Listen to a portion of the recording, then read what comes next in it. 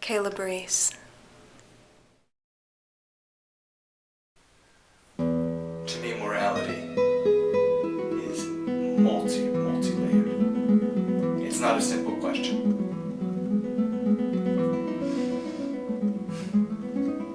Many subscribe to absolute morals, and they believe that they're found within ancient texts.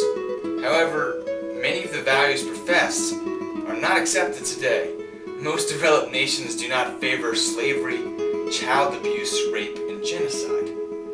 Many others subscribe to an evolutionary perspective that states moral codes were ultimately founded on emotional instincts and intuitions that aided in survival. However, many of the same evils from ancient history still exist today. So then, where do we get our morals? How do we define what is morally good and what is morally wrong? And are these laws subject to any change?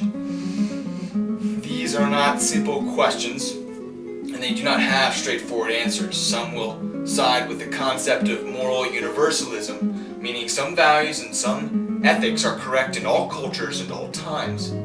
Some will side with moral relativism, meaning values and ethics are relative to a culture, relative to a time. Others may even side with moral skepticism, meaning no one will ever have moral knowledge. But regardless, we all have a perception of what is right and what is wrong, and we all have to live beside one another. The great 20th century philosopher Jean Piaget believed in two basic principles. The first one is that children develop in stages. The other one is that children make up their own idea of the moral world. The belief is that children observe the world and then decide what is morally correct. This point of view would mean that morality is taught and is thus a form of social community evolution. On the other hand, I'm still pretty sure some of us would agree that murder is wrong, yet the most animate supporters of utopia tend to seek the most blood. And I'm pretty sure that we'd agree that theft is wrong, yet those who are the most idolized and revered are usually guilty of the most theft. So does this mean that we aren't teaching the right values? Or are we not listening to our teachers? Does it mean we focus too much on persecuting the sin rather than encouraging the virtue?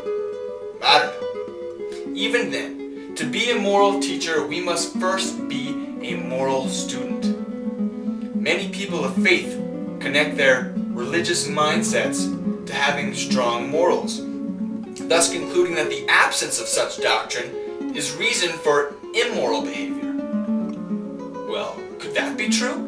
Does one require such viewpoints, or are some cases merely incidental? American journalist Sidney J. Harris wrote, "The three hardest tasks in the world are neither physical feats nor intellectual achievements, but they are moral acts. To return love for hate, to include the excluded, and to say I was wrong." Is then compassion the key element in morality, or is it secondary?